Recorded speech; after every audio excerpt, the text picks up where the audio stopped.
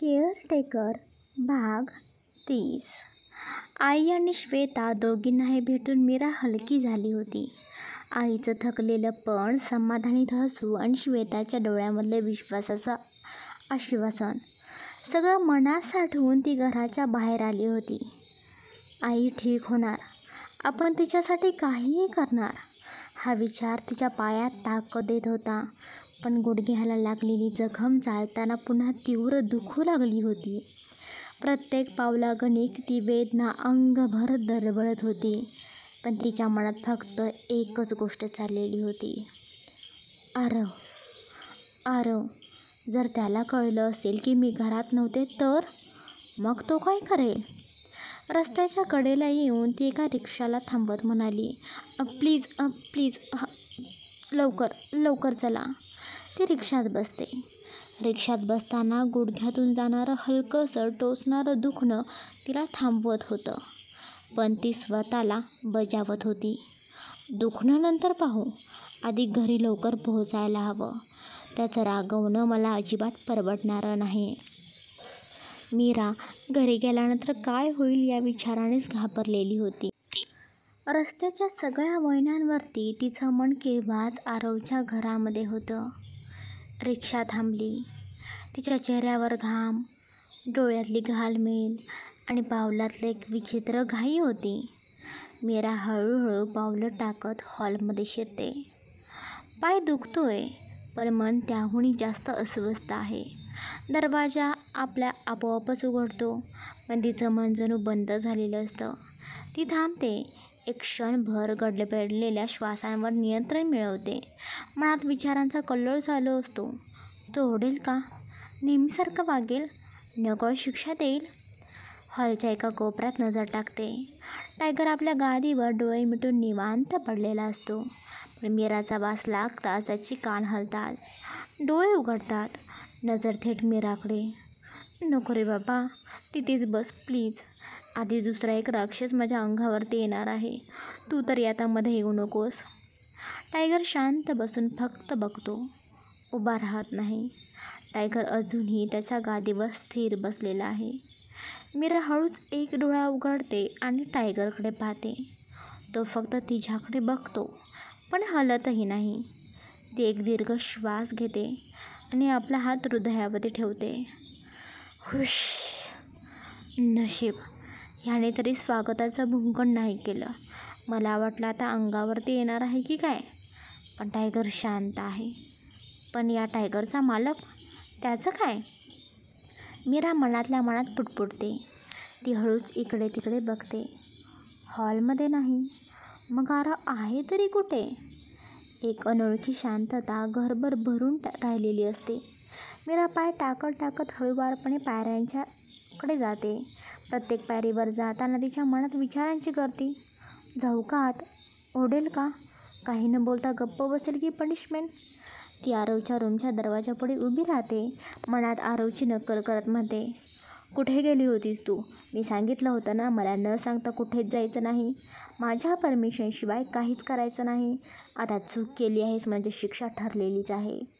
ती स्वतःच थोडीशी हसते, पण तेवढ्यापुरतंच. थोडा धीर करत हळूच दरवाजा ढकलते आणि दरवाजा उघडते. दरवाजाच्या आत काळोख असतो. तिने हळूच आत पाय टाकले. डोळ्यांनी रूमच्या कोपऱ्यांमध्ये नजर फिरवते. खिडकीच्या दिशेला बघते, बेडजवळ, कपाटाजवळ, मग बाथरूमच्या दिशेने. पण नाही, आरव नाही. ती अजून 2 पावलं पुढे सरकते. रूममध्ये पावलांचाही आवाज होत नाही. तिचं मन अजून जास्त अस्वस्थ होतं. हा माणूस रूममध्ये नाही, मग कुठे गेला असेल? मीरा मनाशी पुटपुटते. क्षणभरासाठी थांबते. जाऊ दे ना, गेला आहे ते बरं आहे, मी माझं काम करते ना. ती एक पाऊल मागे घेते, पण लगेच स्वतःला थांबवते. नाही नाही नको, रूममध्ये नसला म्हणून काय झालं? कुठे आहे हे मला बघितलं पाहिजे. हे घर एवढं मोठं आहे, कुठेही असू शकतो ना. स्टडी रूममध्ये, गॅलरीमध्ये, जिममध्ये. तिचे डोळे पुन्हा एकदा संशयाने चमकतात. आणि जर त्याला समजलं असेल की मी घरामध्ये नाही तर काहीतरी कारण तर द्यावंच लागेल ना. कुठे गेले होते, का गेले होते, काहीतरी सांगायला हवं. नाहीतर तो रागाने पेटून उठेल. मीरा दार उघडून तर रूमच्या बाहेर येते. प्रत्येक खोली, प्रत्येक कोपरा शोधू लागते. स्टडी रूम रिकामी, जिम शांत, गॅलरी फक्त वाऱ्याची सळसळ, मोठा हॉल निस्तब्ध. नाही येतो, खरंच नाही घरात. शेवटी हताश होऊन ती स्वतःच्या रूममध्ये परत येते. बेडवर बसते, कपाळावर हात ठेवते. मनात विचारांची गर्दी सुरूच असते. सकाळीसुद्धा मला दिसला नाही रूममध्ये. मी जाणार होते तेव्हा सांगायला गेले तर रूमच बंद होती. त्यावेळी तर घरात नव्हता. मग सकाळपासून कुठे बाहेर गेला असेल का? क्षणभर मीरा आठवते. मी विचारलं होतं, तुम्ही दिवसभर घरी आहात का? जेवण करायचं आहे. आणि त्याने हो म्हणून उत्तर दिलं होतं. म्हणजे त्यानंतर तो बाहेर गेला असावा. ती स्वतःशीच हसत म्हणते, म्हणजे काय, मी बाहेर गेले आणि हे त्याला कळलंसुद्धा नाही. देवा, खरंच थँक्यू सो मच रे. त्या माणसाला कळलं नाही. तूच मला आज वाचवलंस. तो अजून घरी आलाच नाही आणि मी तो घरी यायच्याच आधी घरी पोचले. म्हणजे अजूनही काहीही समजलेलं नाही. मग आता पनिशमेंट नाही, ओरडणं नाही, काहीच नाही. ती पटकन उठते, आरशात पाहते, केस आवरते. चला आता पटापट आवरते आणि जेवणाची तयारी करते. त्याला काही समजणार नाही. सगळं सुरळीत. तिच्या चेहऱ्यावर आता थोडा आत्मविश्वास होता. भीती हळूहळू हलकी होत चाललेली होती. पण तरीही मनात एकच प्रश्न हलकासा कुजबुजत राहतो. तो नक्की आहे तरी कुठे? जाऊ दे, संध्याकाळपर्यंत हा माणूस घरी येईलच. आरवशी आज तिला बोलायलाच होतं. किती वेळा मनाशी त्या संवादाची कल्पना करून बघितली होती. आरव समोर बसलेला, तो शांतपणे तिच्याकडे पाहतोय आणि ती त्याच्याशी पैसे मागते. पण मी काही सांगणार नाही. माझ्या घरची परिस्थिती, माझं दुःख कुणालाही दाखवायचं नाही मला. नाहीतर लोक सहानुभूती दाखवतात, दया करतात. मला दया नको, मला मदत हवी, एक माणूस म्हणून. तिच्या डोळ्यात हलकंसं पाणी तळून जातं. पण ती गालावर यायच्या आतच डोळे मिटते. श्वास खोल घेते. जर मी काहीही न सांगता फक्त पैसे मागितले तर तो मला देईल का? देईल का तो इतका विश्वास, एवढा आधार? हाच प्रश्न दिवसभर तिच्या मनात घुमत होता. आज सकाळीच आई आणि श्वेताला तिने किती आशावादी गोष्टी सांगितल्या होत्या. आई, श्वेता, डोनर मिळालाय गं.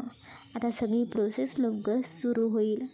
त्या दोघींच्या चेहऱ्यावर उमटलेला दिलासा, तो आठवला की मीराच्या छातीत एक अपराधाच्या वेदनेचं गाठ ठोकून जात होतं. मी त्यांना आशेवर ठेवून आले आहे. आता जर काही अडलं तर त्यांच्या डोळ्यातील आशा तुटेल. ते मला नाही सहन होणार. मी काही करेन, काहीही, पण हे ऑपरेशन वेळेवर व्हायलाच हवं. क्षणभर तिचं मन हेलावतं. डोनर पुन्हा नाही मिळाला तर? आरव हाच तिचा शेवटचा पर्याय होता. त्याने जर मदत केली तर त्याचं उपकार होतील, त्याचं ऋण होईल माझ्यावर. ती उठते, चेहरा पाण्याने धुते, केस आवरते, स्वतःला आरशात पाहते. डोळ्यात भावनांचं साठलेलं पाणी. आज बोलायचं, काही झालं तरी. तिने पदर सावरला आणि सरळ किचनमध्ये वळली. भाज्यांच्या डब्याकडे पाहू लागली. पातेल्यांमध्ये पाणी उकळत होतं, पण तिचं मन मीरा वेगात चाकू चालवत भाजी चिरत होती. 7 वाजून गेले होते. स्वयंपाक करत करत विचारांच्या गर्तेत होती. त्याच्याशी पैशाशी नेमकं काय बोलायचं? काहीही न सांगता फक्त मदतीची विनंती केली तर तो समजून घेईल का? आणि जर त्याने विचारलं एवढे पैसे कशासाठी तर? तिचं मन या विचारांनी बधीर झालं होतं. हातात चाकू ती चालवत होती, पण मनात मात्र हजारो शक्यता झुलत होत्या. तेवढ्यात एक गडद स्पष्ट आवाजाने ती दचकते. झालं का जेवण? आरवचा आवाज. हातातली सुरी नकळत थरथरली आणि तिने तो तातडीनं कटिंग बोर्डवर ठेवली. ती पटकन मागे वळली. मीरा क्षणभर तशी स्तब्ध उभी राहिली. आरव तिच्या समोर होता, पण त्याच्या चेहऱ्यावर अजिबात भावना नव्हत्या. ना राग, ना आश्चर्य, ना संशय. त्याच्या हाताने हालचालही नव्हत्या. दोन्ही हात त्याने आपल्या पॅन्टच्या खिशात घालून ठेवले होते. मीराचं लक्ष त्याच्या कपड्यांकडे गेलं. पांढऱ्या रंगाचा नेहमीचा टी-शर्ट आणि खाली तोच ओळखीचा ट्राउझर. हा तर नेहमी घरी असतो ते कपडे आहेत याचे. तिच्या मनात विचार चमकून गेला. मग लगेचच दुसरा विचार डोक्यात आला, पण हा तर बाहेर गेला होता ना? मग आता हे कपडे घरी कधी आला हा? ती चटकन मागे येऊन मेन दरवाजाकडे पाहते. काही आवाजही आठवत नाही. कुठला दरवाजा बंद होण्याच्या चावीचा काहीच नाही. क्षणभर तिला असं वाटलं, काय हे? मीच इतकी गोंधळून गेले की लक्षच नाही गेलं का? आरव मात्र अजूनही तसाच उभा, अगदी शांत, स्थिर. त्याच्या नजरेमध्ये एक विचित्र शांतता होती, पण त्याचवेळी मीराला एक अस्वस्थ करणारा थंडपणा जाणवला.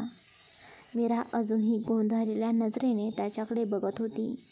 तिच्या चेहऱ्यावर आश्चर्य स्पष्टपणे दिसत होतं.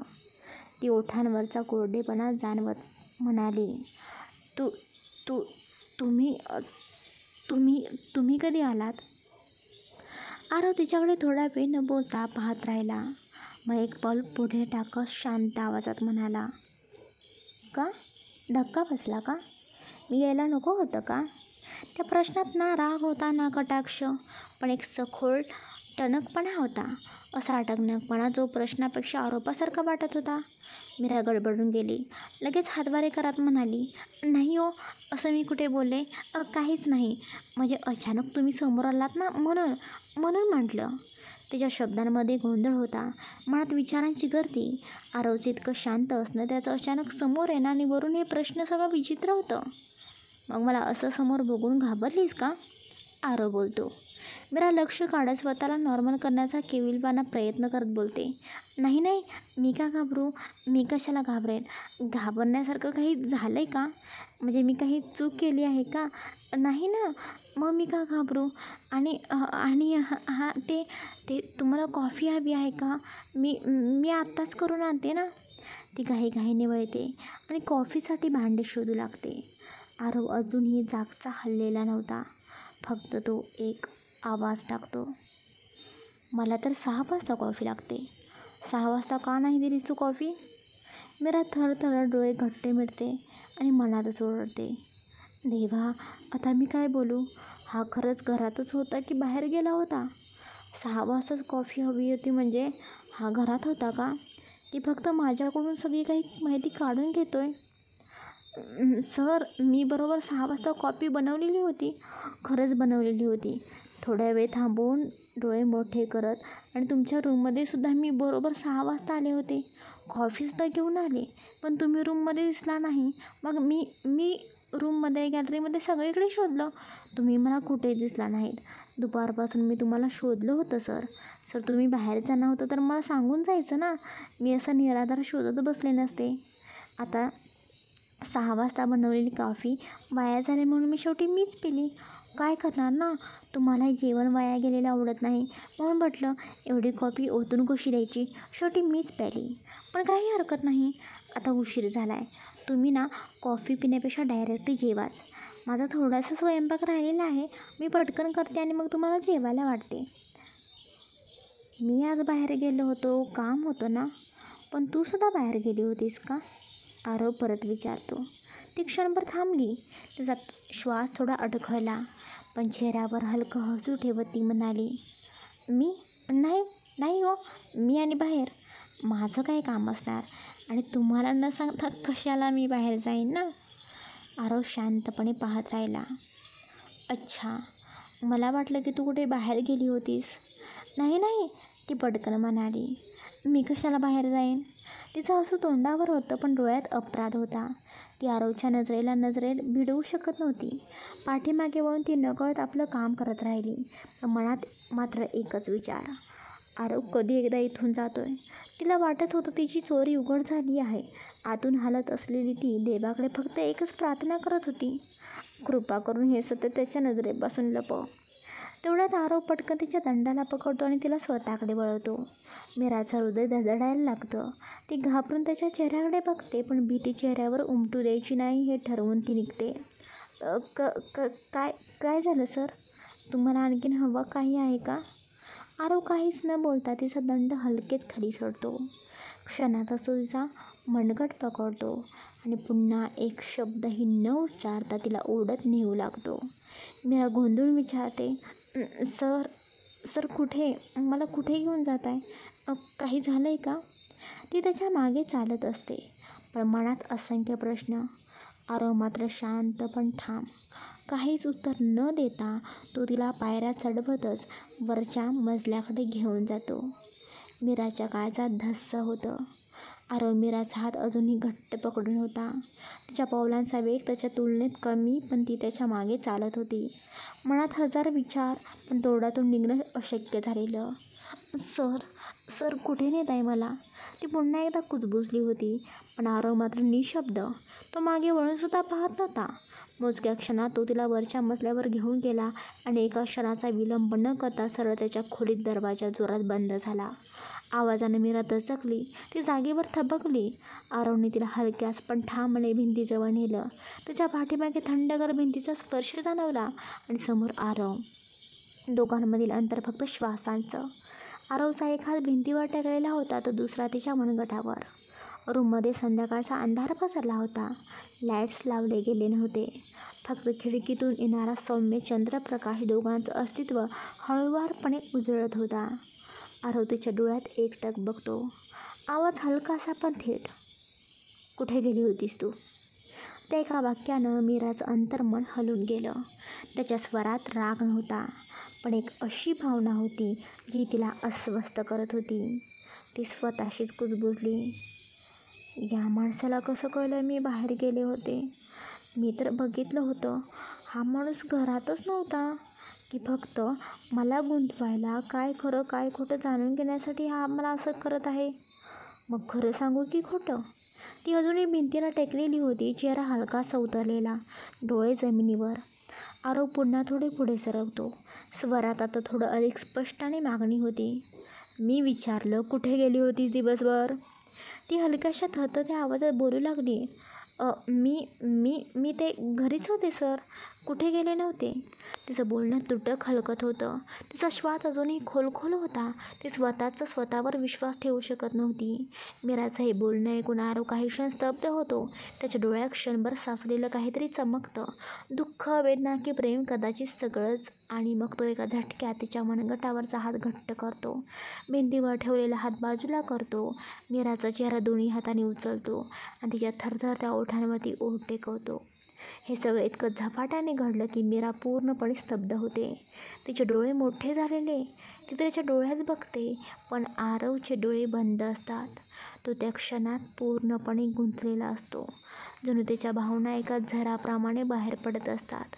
त्याच्या ओठांत एक आर्तता असते, जणू त्या एका स्पर्शातून त्याच्या हृदयात दडलेल्या अनंत भावना तिच्यापर्यंत पोहोचवायचा प्रयत्न करत होता. मीरा. तिच्यासाठी हा पहिलाच अनुभव. पहिला किस, प्रेम, आकर्षण, धडधड, गोंधळ सगळं एकाच वेळी अंगावर येतं. ती कंपत राहते. तिचा श्वास चुकतो, ओठ जड होतात आणि मग तिला अचानक भान येतं. ती धस्कन मागे सरकण्याचा प्रयत्न करते. तिचे हात आरवच्या छातीवर येतात आणि ती त्याला दूर ढकलायचा प्रयत्न करते. सर सर थांबा. तिचा आवाज कुजबुजतो, थरथरतो, पण आरव थांबत नाही. त्याचं हृदय धडधडत असतं. त्याचा श्वास खोल गेलेला, जणू त्या स्पर्शाने त्याला काहीतरी शांतता मिळते. मीरा बराच वेळ प्रयत्न करत होती स्वतःला त्याच्यापासून दूर करण्याचा, पण आरव काहीच ऐकत नव्हता. त्याचे हात अजूनही तिच्या चेहऱ्यावरती घट्ट होते. डोळे झाकलेले, जणू तो त्या क्षणात पूर्णपणे हरवलेला होता स्वतःच्या भावनांमध्ये. मीराला मात्र या जवळीकचं ओझं जाणवत होतं. एक अस्वस्थ गोंधळ तिच्या मनामध्ये दाटून आलेला होता. बऱ्याच वेळाने आरव हळूच ओठ बाजूला करतो, पण त्याचे हात अजूनही तिच्या गालांवर, तिच्या चेहऱ्यावरती होते. तो तिच्याकडे पाहतो. मीराच्या डोळ्यात पाणी, नकळत ओघळणारे अश्रू. मीराचा चेहरा त्या क्षणी कापत होता. ती डोळे फडफडवत त्याच्या दोन्ही हातांवरती जोरात आपले हात ठेवते आणि एक झटका देत त्याचे हात दूर करते. सर, हे काय करत आहात तुम्ही? तिचा आवाज थरथरत होता, पण त्यात ताकद होती. सर, मी काहीही तुम्हाला बोलत नाही म्हणून तुम्ही माझ्याशी काहीही कराल असं तुम्ही नका समजू. त्याच्या स्वरात काहीतरी बदललेलं होतं, जणू शांततेखालचं वादळ. तो मीराच्या अगदी जवळ येतो. तिचा श्वास अडकलेला.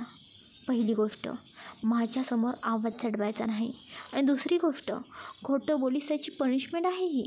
तो ताठ उभा राहून तिच्याकडे रोखून बघतो. मला न सांगता बाहेर गेलीस ना, आणि तरीसुद्धा मी विचारलं तेव्हासुद्धा तू खोटं बोलीस, मग शिक्षा व्हायला नको का? तो हळू पुढे सरकतो, एक पाऊल आणि अजून एक, आणि मग तिच्या इतक्या जवळ येतो की तिच्या धडधडत्या श्वासांचा आवाज त्याला ऐकू येतो. आरव तिच्या परत ओठांवरती हळूवारपणे ओठ टेकवतो. स्पर्शात राग नाही, पण आक्रोश होता. काहीतरी हरवत चाललेलं, त्याचं ते पुन्हा मिळवण्यासाठी तो तिच्या सामावून जावं असं त्याला वाटत होतं. मीरा दचकते, छातीत हात ठेवते त्याला थोपवण्यासाठी, पण त्याचा स्पर्श, त्याच्या भावना, त्याच्या अंगातून बाहेर पडणारा ताण, ती गोंधळलेली होती. आरव, तिचा स्वर कापरता, डोळे विस्फारून त्याच्याकडे पाहते, पण आरव थांबत नाही. तो तिचे दोन्ही हात आपल्या हातांमध्ये घेतो आणि तिला हलकेच भिंतीकडे टेकवतो. त्याचे डोळे तिच्या डोळ्यात खोल धगधगत काहीतरी शोधत. आरव थोडा वेळ तिच्या ओठांवरती ओठ उमटवतो आणि मग हळूच त्याचे ओठ तिच्या ओठांपासून अलग करतो. त्याचा श्वास थोडा खोल गेलेला असतो. क्षणातच तो चेहरा खाली झुकवतो आणि तिच्या मानेजवळ आपले ओठ टेकवतो. मीराच्या त्वचेवर त्याच्या ओठांचा तो कोमल स्पर्श तिच्या अंगावर रोमांच पसरवतो. आरवच्या गरम श्वासाची तिच्या मानेवर उष्णता पसरलेली असते. तो तिथे थोडा वेळ थांबतो, मग हलकेच तिच्या मानेवर ओठ फिरवू लागतो, कधी उजवीकडे कधी डावीकडे. हळूहळू जणू काही वेळच थांबलेला आहे. मीराच्या अंगावर शहारे आलेले असतात. ती काहीही बोलू शकत नाही. तिचं पोट आतून उधळून दिल्यासारखं हलत असतं, जणू हजारो फुलपाखरं उडतायत. ती काहीच विचार करू शकत नाही, केवळ भावना, थरार आणि त्यांचं अस्तित्व एवढंच तिला जाणवत होतं. तिने आपल्या बोटांनी आरवचा शर्ट घट्ट पकडून ठेवलेला होता, जणू त्याच्या स्पर्शाने ती हरवून जाईल आणि ती त्याला सोडू शकत नाही. तिचे डोळे घट्ट मिटलेले होते, श्वास थोडा लांबलेला, थांबलेला होता, आवाज हरवलेला. सर, तिच्या तोंडातून अलगद एवढा शब्द निघतो, किंचित थरथरत, पण त्यात होता अनोळखी भावना, संकोच आणि एक हळवेपण. आरवचा चेहरा अजूनही तिच्या मानेजवळ होता. त्याचे ओठ हळूवारपणे मागे पुढे फिरत होते. त्या स्पर्शामध्ये आग्रह नव्हता, पण एक असह्य जादू होती.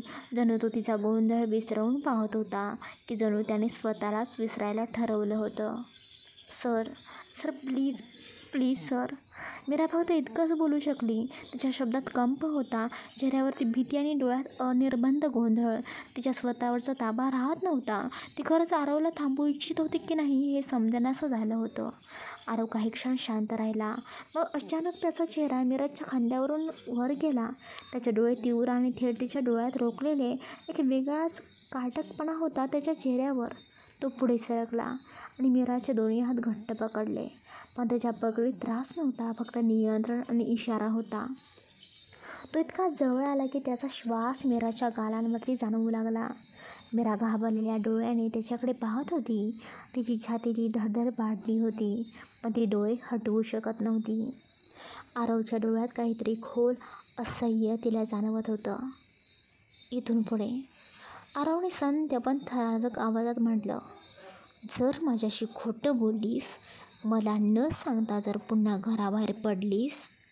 तो तिच्या अजून जास्त जवळ झुकला. त्याचे शब्द तिच्या चेहऱ्यावर जणू झिंझिण्या उमटवत होते. तर ही अशीच पनिशमेंट तुला भेटेल, समजलं? मीरा काही बोलू शकली नाही. तिचे डोळे आता हलकेसे पाणावले होते. ती नुसती त्याच्याकडे पाहत राहिली, गप्प. त्या दोघांमधला श्वासही ऐकू येण्याइतकी शांतता बसली होती. आणि आता असं म्हणू नकोस की तू या सगळ्या गोष्टींसाठी तयार नव्हतीस.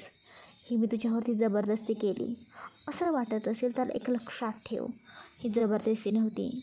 त्याचे डोळे तिच्या डोळ्यात काही क्षण रोखून राहिले, जणू, पण लगेच त्याची नजर हलली. तिचे हात हळूच सोडले आणि काही क्षणात बाजूला झाला. आरवने दरवाजाच्या दिशेला पावले टाकली. दरवाजा उघडला आणि एकही शब्द न बोलता, मागे न वळता तो बाहेर निघून गेला. मीरा तशी स्तब्ध उभी राहिली. दरवाजा अर्धा उघडा होता आणि आरव नजरेच्या टप्प्याबाहेर गेला होता.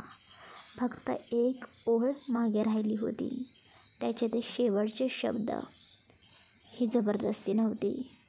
मीराच्या मनात ते शब्द सतत घोळत होते. तिचा श्वास घेणं विस्कळीत झालं होतं. ती स्वतःला विचारत होती, जबरदस्ती नव्हती तर मग काय होतं? ती स्वतःशीच विचार करत होती. तो इतका वेगळा का वागला? त्याच्या डोळ्यात राग होता, पण तो राग माझ्यावर होता की स्वतःवर? माझी काळजी होती की अधिकार? प्रेम होतं की भीती? आणि माझ्या मनात चाललंय तरी काय? मला खरंच तो थांबवायचं होतं का? की मन कुठेच माझं थांबत नव्हतं? काही स्पष्ट नव्हतं. ती पटकन तिच्या रूममध्ये गेली. तिने आपल्या खोलीचा दरवाजा लावून घेतला. पाठ दरवाजाला टेकवत ती क्षणभर शांत उभी राहिली, पण हृदयाचे ठोके अजूनही धडधडत होते, एकामागोमाग एक. शांत हो, शांत हो मीरा. ती स्वतःशीच पुटपुटली. श्वास आवरायचा प्रयत्न करत होता, पण छातीत एक विचित्र कंपन पसरला होता. तो कुठे थांबायला तयार नव्हता. अचानक तिची नजर समोरच्या आरशावर गेली. ती हळूहळू आरशाजवळ जाऊन उभी राहिली. स्वतःकडे पाहू लागली. डोळे थोडेसे ओलसर, गालावरून सटकलेला केस आणि ओठ. तेच ओठ जे काही मिनिटांपूर्वी पहिल्यांदाच कोणाच्या स्पर्शाने थरारून गेले होते. ती स्तब्धपणे स्वतःकडे पाहत राहिली. तिचं लक्ष फक्त तिच्या ओठांवरती, जणू त्यांच्यावर एक खूण उमटलेली होती. कोणी ओळखीची पण अनोळखी व्यक्तीने ठेवलेली. तिने हलकेच हात उचलला आणि स्वतःचे ओठ हळूच स्पर्शले. डोळे आपोआप मिटले. त्या स्पर्शाने पुन्हा एकदा तो क्षण जिवंत झाला. आरवचा चेहरा, त्याचे डोळे, त्याचे ओठ, ते काही क्षण आणि त्यानंतरचे त्याचे शब्द. ही जबरदस्ती नव्हती. त्या स्पर्शामध्ये काय होतं? तो मोह होता? अधिकार, आकर्षण की प्रेम? तिला काही समजत नव्हतं. पण एक गोष्ट ती नाकारू शकत नव्हती. त्या क्षणात तिला छान वाटलं होतं. कदाचित खूप छान. जणू तिच्या आत कुठेतरी एखादी गोष्ट हलली होती. आणखीन एकदा तो स्पर्श व्हावा असे तिला वाटून गेलं. पण हे वाटणं तिने स्वतःला कबूल केलं नव्हतं. तिने स्वतःच्या डोळ्यात बघितलं आणि आपल्याच नजरेत गोंधळून गेली. मी मी मी अशी का वाटू लागले? एक अशांत प्रश्न तिच्या मनात फिरू लागला. ती शांतपणे बेडवरती बसली. उशी चेहरा लपवला आणि एक दीर्घ श्वास घेतला. पण मनात तीच भावना. तो स्पर्श, जबरदस्ती नव्हती. हे सगळं काय झालं अचानक? असं काही घडेल हे तर मी स्वप्नातही विचार केला नव्हता. दुपारी मी त्यांच्या रूममध्ये गेले होते, पण तिथे नव्हते. नंतर जेव्हा घरी आले तेव्हाही सगळं घर शोधलं. स्वयंपाकघर, बाग, हॉल, पण ते कुठेच नव्हते. मग होते तरी कुठे? आणि त्यांना कसं समजलं की मी बाहेर गेले होते? अचानक ते कुठून आले? मी ज्यावेळी त्यांना भेटले तेव्हा त्यांनी मला सांगितलं होतं, मी तुझ्याकडून शारीरिक गरजसुद्धा भागवू शकतो. पहिल्यांदाच त्यांनी मला हे सांगितलं होतं. आणि खरंच हीच त्याची सुरुवात आहे का? म्हणून ते माझ्यासोबत असे वागले का? पण पण माझ्यासोबत असं आधी कधी घडलं नव्हतं. जेव्हा कोणी परपुरुष स्पर्श करतो तेव्हा अंगावर शहार येतो. मनात एक प्रकारची घृणा, एक नकोशी भावना होते. पण आज तसं का वाटलं नाही मला? खरं तर मला ते सगळं काही वाटायला हवं होतं. कारण आरोही परकाच आहे ना माझ्यासाठी. पण त्याच्या त्या स्पर्शाने, त्याच्या जवळ येण्याने मला घृणा वाटली नाही. उलट उलट त्या स्पर्शात काहीसं वेगळं होतं. जणू हळूवार पण ठाम, जवळीक पण बळजबरी नाही. म्हणजे मी फक्त घाबरले होते का त्या क्षणामुळे? पण घाणेरडं, नकोसं ते का वाटलं नाही? एखादा माणूस समोर असतो आणि त्याची नजर घाण वाटते. स्पर्श तर फारच, पण आरव, त्याचं स्पर्शनं किळसवाणं का नव्हतं? हे चुकीचं होतं का? की माझं असं वाटणं हे चुकतं आहे? म्हणजे आज जे काही झालं ते खोटं नव्हतं, ते चुकीचं नव्हतं. मला त्याचा राग येत नाही. उलट उलट मी तो क्षण सारखा का आठवत राहते? तिने उशीला मिठी मारली. श्वास खोल घेऊन तिने घट्ट डोळे मिटले. आरवचे डोळे आठवले, तसा चेहरा आठवला आणि त्याचा तो ओठांवरचा स्पर्श आठवला. तुझ्या नजरेने तिच्याकडे बघत होता. ती नजर घाणेरडी नव्हती. ती काही वेगळीच होती. ती एक अनुभव होता, एक अधिकार होता. पण बळजबरी नव्हती. माझं शरीर जणू काहीही न बोलता एक गुप्त कबुली देत होतं. पण माझं मन अजून गोंधळलेलं आहे. ती पुन्हा पुटपडली. मला कळत नाही मला काय वाटतंय. मीराने डोळे मिटले, पण त्या मिटलेल्या डोळ्याआड एकाच गोष्टीचं वर्तुळ तिच्या मनात फिरत राहिलं. आरवचा स्पर्श. तो मृदू, तो हलकासा पण खोलवर जाणारा. त्याचा चेहरा तिच्या अगदी जवळ. त्याच्या डोळ्यातली ती तीव्रता. पुन्हा पुन्हा तेच जाणवत होतं.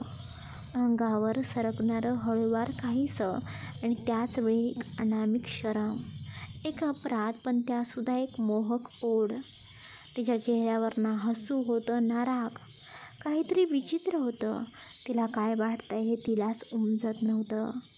डोळ्यात पाणी आलं, न कळत. पण का आलं हे सुद्धा कळलं नाही. माझी अवस्था हे काय आहे? मला काय वाटतंय खरंच? ती स्वतःलाच विचारत होती. मला तर त्यांच्याशी बोलायचं होतं. आईच्या ऑपरेशनबद्दल, त्या पैशांबद्दल हे सगळं त्यांना सांगायचं होतं. पण त्याआधीच हे सगळं काही घडलं. आता मी त्यांच्यासमोर कशी जाऊ आणि कसं बोलू आणि काय बोलू नक्की? तिचं अंतर्मन 2 आघाड्यांवरती लढत होतं. एकीकडे तिच्या आईसाठी लागलेली 20 लाखांची मदतीची गरज आणि दुसरीकडे आरवचा तो अनपेक्षित भावनाने भरलेला आणि थोडा जबरदस्तीत मिळवलेला तो स्पर्श. मीरा विचार करते. ती पटकन बेडवरून उठून पुन्हा आरशासमोर येते. डोळे थोडे सुजलेले, ओठांवर अजूनही ती स्पर्शाची सावली. ती स्वतःला निरखून पाहते. हे सगळं विसरून आता मला आईसाठी उभं राहावंच लागेल. पण मी त्यांच्या डोळ्यात नजर कशी घालू आणि कसं हिम्मत करू? आज जे काही झालं त्यानंतर मी त्यांच्यासमोर कसं जाऊ? मीराला लाज वाटत होती, विचित्रसुद्धा वाटत होतं. आता ती पुढे काय करते हे आपल्याला पुढच्या भागामध्ये बघायला हवं. बाकी गाईज, आजचा हा तुमच्यासाठी स्पेशल रोमॅन्टिक भाग कसा वाटला नक्की भरभरून कमेंट्स करून सांगा. आरवने पहिल्यांदा आपल्या मीराला किस केला. मीराने त्याला साथ दिली नाही, पण ती शांत होती आणि तिच्या मनामध्ये आता वेगळेच विचार सुरू आहेत. तिने त्याला का नाही थांबवलं? जास्त का नाही तिला थांबवण्याचा प्रयत्न केला? हा विचार तिच्या मनामध्ये येत आहे आणि याची उत्तरं तिला कधी मिळतात, कधी नक्की खरंच प्रेमाची एक पालवी फुटते, हे हळूहळू आपल्याला पुढे बघायला मिळेलच. काहीजण म्हणतात की तुम्ही रोमॅन्टिक दाखवा किंवा त्या दोघांमध्ये प्रेम कसं होतं, त्यांचं लग्न कधी होणार, असे बरेच प्रश्न तुम्ही मला कमेंट्सद्वारे कळवत असता. पण खरं गाईज, तुम्हाला एक गोष्ट सांगू, जेव्हा खरं रिलेशनशिप सुरू होतं तेव्हा सगळ्या काही गोष्टी पटापट होतात का हो? नाही ना. प्रत्येक नात्याला एक थोडासा वेळ द्यावा लागतो. जसे एखादी कळी हळूहळू उमलत असते, तसं यांच्या नात्याच्या कळीलासुद्धा हळूहळू उमलायला थोडासा वेळ लागेल. त्यामुळे तुम्ही कोणतीही घाई करू नका. मी प्रत्येक यांच्या प्रेमाचं, यांच्या आयुष्याचं एक एक पान हळूवारपणे उलगडणार आहे. त्यामध्ये घाई करूनसुद्धा चालणार नाही. मग ती कथा रिअल लाईफसारखं तुम्हाला वाटणार नाही. त्यामुळे खरंच थोडासा दम धीर धरा. हळूहळू सगळ्या काही गोष्टी कदाचित तुमच्या मनासारख्यासुद्धा घडतील, कदाचित नाहीसुद्धा. बघूया पुढे काय होतं. हे दोघे खरंच एकमेकांवरती प्रेम करतात. पुढे काय काय गोष्टींना त्यांना सामोरं जावं लागतं. बऱ्याच काही गोष्टी पुढे आहेत. स्टोरीसुद्धा ही खूप मोठी आहे, पण छान आहे. तुम्हाला कंटाळा येणार नाही याची खात्री मी तुम्हाला देते. बाकी आजचा हा रोमॅन्टिक पार्ट कसा वाटला हे सुद्धा तुम्ही भरभरून कमेंट्स करून सांगायचं आहे. कारण तुमच्यासाठी स्पेशल असा मी स्पेशल किसचा हा पार्ट लिहिलेला आहे आणि पुढचे पार्टसुद्धा छान असणार आहेत बरं का आता. त्यामुळे असंच जसं तुम्ही प्रेम करत आहात तसं खूप प्रेम करा. आपल्या चॅनेलला सबस्क्राईब करा, लाईक करा आणि कथा शेअर करायला अजिबात विसरू नका. ओके, चला बाय, टेक केअर. पुढचा पार्ट उद्या येणार आहे बरं का, 12 पर्यंत. लक्षात ठेवा. बाय.